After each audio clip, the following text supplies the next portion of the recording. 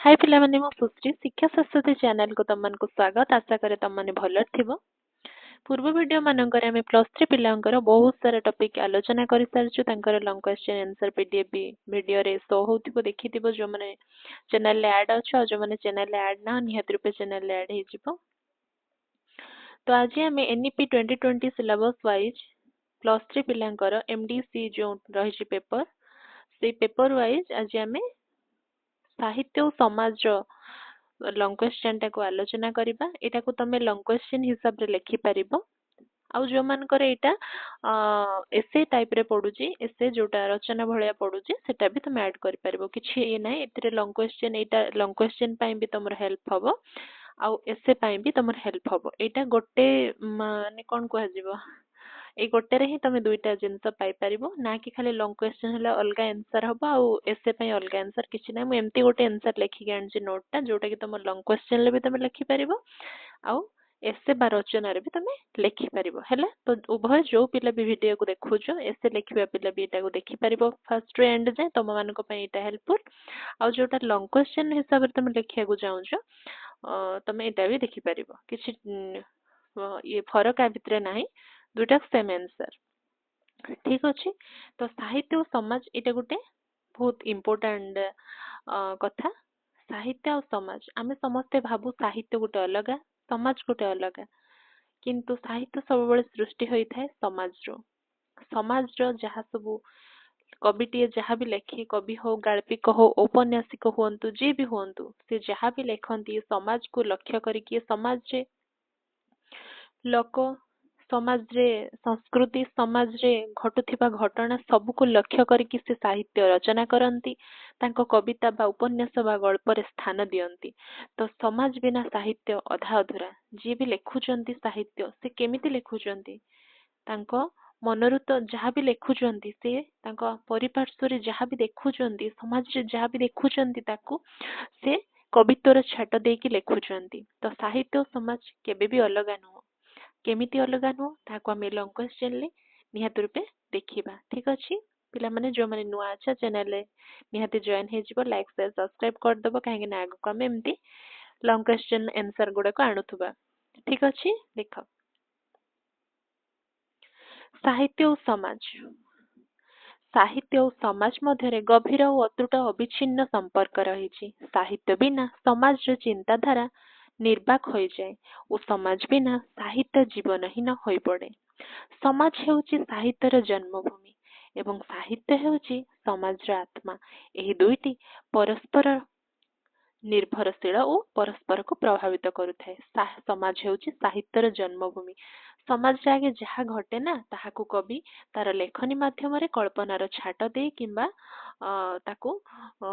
अक्षर बा शब्दर छाट दे कि कोन करंती ना साहित्य रूप रे रचना करंती साहित्य समाज होची साहित्यर जन्मभूमि ठीक अछि इंट्रोडक्शन ता बुझी हला देन देखो तापरे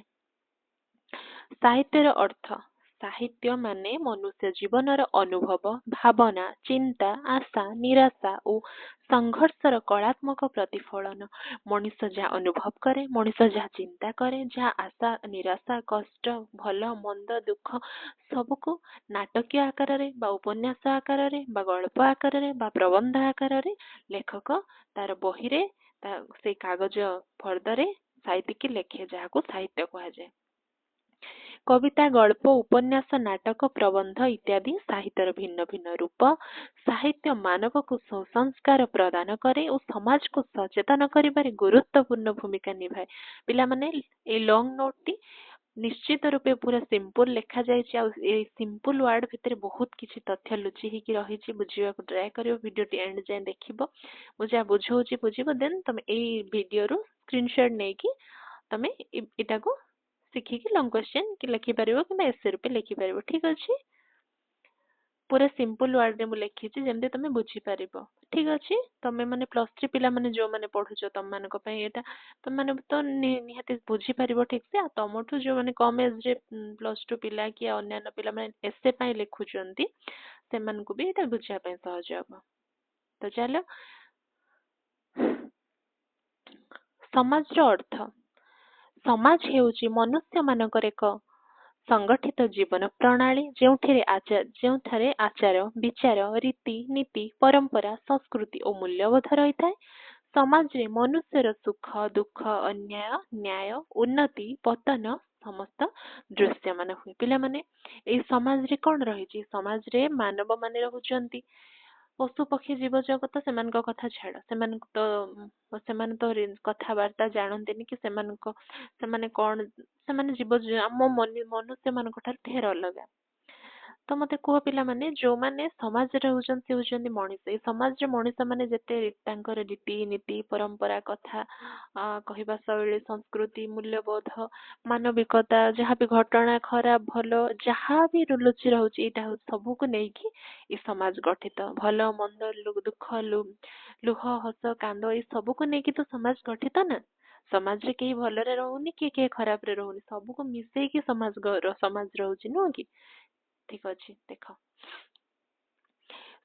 ସାହିତ୍ୟ ସମାଜର ଦର୍ପଣ। ସାହିତ୍ୟକୁ ସମାଜର ଦର୍ପଣ ବୋଲି କୁହାଯାଏ। ଏଇଟା ଗୋଟେ ଇମ୍ପୋର୍ଟାଣ୍ଟ ପଏଣ୍ଟ। ସାହିତ୍ୟ ସମାଜର ଦର୍ପଣ କୁ ଜମା ସ୍କିପ୍ କରିବନି ହେଲା,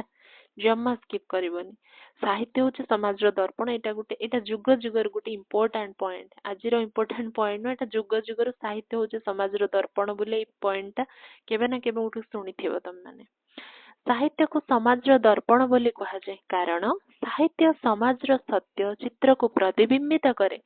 ସମାଜର ଭଲ ମନ୍ଦ ସଂଘର୍ଷ ଦୁର୍ନୀତି ଶୋଷଣ ଦାରିଦ୍ର୍ୟ ନାରୀ ନିର୍ଯାତନା ଭଳି ସମସ୍ୟା ଗୁଡ଼ିକୁ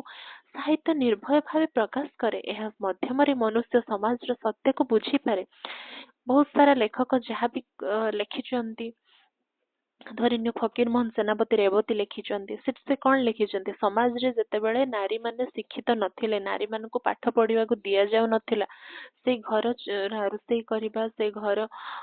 ମୁଢି ଭାଜିବା, ସେଇ ଝୁଣ୍ଟି ପକେଇବା ଚିତା ପକେଇବା କୁ ଛାଡିକି ନାରୀ ମାନଙ୍କୁ ଆଉ କିଛି କାର୍ଯ୍ୟ କରିବାକୁ ଦିଆଯାଉ ନଥିଲା। ତ ସେଇ ସମାଜର କଥାକୁ ନେଇକି ଲେଖକ ଫକୀର ମୋହନ ଲେଖିଲେ ରେବତୀ।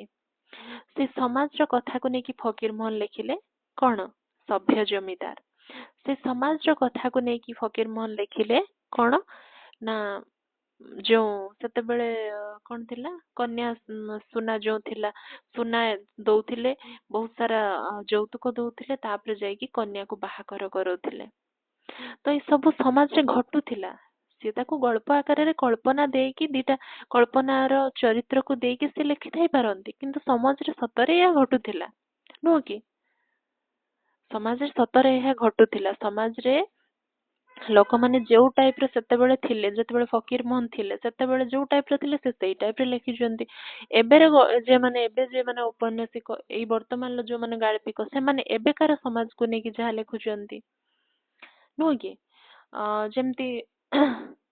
ବହୁତ ସାରା ଏମିତି ଲେଖା ଯାଇଛି, ଆମେ ତା ବିଷୟରେ ଆଲୋଚନା କରିବା। ସମାଜ କେମିତି ସାହିତ୍ୟର ଦର୍ପଣ, ସାହିତ୍ୟ କେମିତି ସମାଜକୁ ନେଇକି ପ୍ରସ୍ଫୁଟିତ ହେଇଛି, ତାର ଗୋଟେ ଅଲଗା ଟାଇପ ର ଲଙ୍ଗ କ୍ୱେଶ୍ଚନ ଆଣିବା ଯୋଉଟା କି ତମର ଏତେ ଡିପଲି ନାହିଁ, ତମେ ମାନେ ସେଟା ବୁଝିପାରିବ କି ନାଇଁ ମୁଁ ଜାଣିନି, ଫିର ବି ଯଦି କହିବ ତା ପାଇଁ ଭିଡିଓ ଆଣିବି। ବଟ୍ ଏଇଟା ତମର ଖାଲି ସମାଜ ଆଉ ସାହିତ୍ୟ ବିଷୟରେ ଅଛି, ଠିକ ଅଛି? ଆଗରୁ କେମିତି ନାରୀ ଘର ଭିତରେ ରହୁଥିଲେ ତାକୁ ନେଇକି ସବୁ କିଛି ଲେଖା ଯାଉଥିଲା। ନାରୀ ଓଢଣା ତଳେ ରହୁଥିଲା, ହାତେ ଓଢଣା ଦେଇକି ସବୁ କିଛି କରୁଥିଲା। କିନ୍ତୁ ଏବେକାର ନାରୀ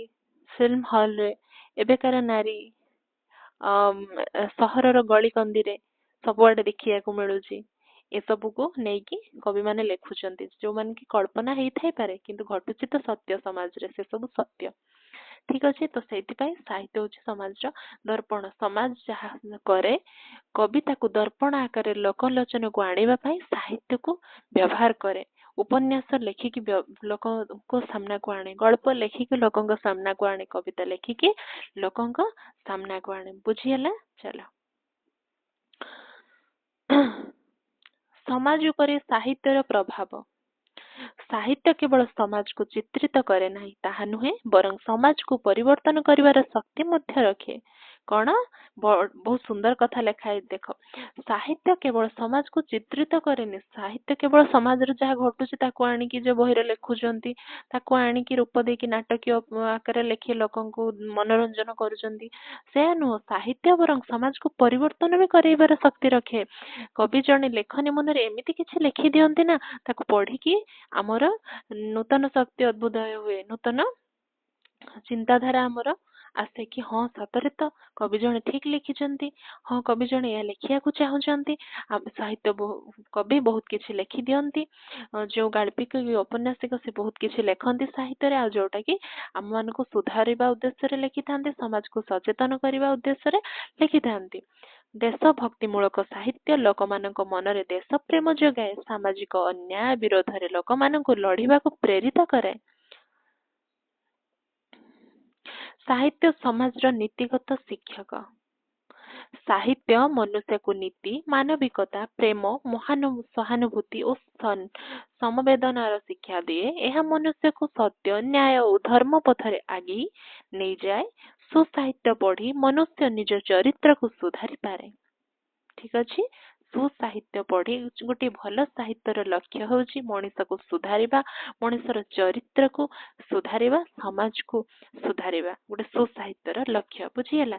ओडिया साहित्य और समाज ओडिया साहित्य सदा समाज को केंद्र करी गढ़ी उठिछि फकीर मोहन सेनापति राधानाथ राय गोपबंधु दास कालीचरण पट्टनायक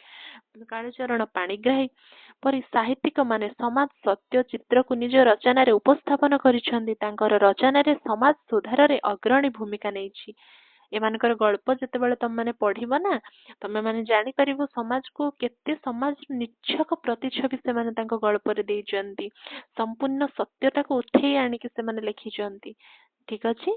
तापरे उपसंहार बा कंक्लूजन सार कथारे कहिले साहित्य और समाज एक अन्य ठारू अलगा नुहे साहित्य समाज रो चित्र देखाए और समाज को सठिक पथरे चलिबा को प्रेरित करे एक सुस्थ सुंदर और मूल्यबोध संपन्न समाज गढ़िबा पई सुसाहित्यर अत्यंत आवश्यकता रहिछि सुसाहित्य सब बेले समाज गठन रे सहायक हुए एमिति साहित्य रचना करिबा दरकार जोथिरे समाज रो बहुत किछि कथा प्रस्फुटित होउथिबो ठीक अछि आशा करे भिडियोटी तुमको भल लगी निहाती रूपे बहुत सिंपल कथा थिला और सिंपल कथा भितर बहुत सारा मेन मेन पॉइंट लुचि रही आशा करे तुमको निहाती बुझी भल लगी तो परवर्ती वीडियो जो रही हमें साहित्य और जीव विज्ञान साहित्य और विज्ञान एमती बहुत सारा टॉपिक रही आम विषय लंग क्वेश्चन निहाती आनिबा तो निहाती रूपे चैनल को लाइक शेयर सब्सक्राइब कर दियो आ जो माने सांग माने अछन तांको शेयर कर दियो तांको मानकर भी हेल्पफुल हो से मान भी लंग क्वेश्चन लिखिबारे हेल्प पाइबे बाकी परवर्ती जो साहित्य विज्ञान साहित्य जीव विज्ञान और साहित्य संस्कृति ना कौन एमती अच्छी से सब भी आम एमती लंग क्वेश्चन आनिबा निहाती रूपे तो चैनल रे जॉइन हो जा सेमती अपडेट तुम मानक पाखरे पहुंची जिवो ठीक अछि देखा हेबा परवर्ती वीडियो रे आशा करे तुम मानक भल लागिथिबो सब किछि रहुछि धन्यवाद जय जगन्नाथ।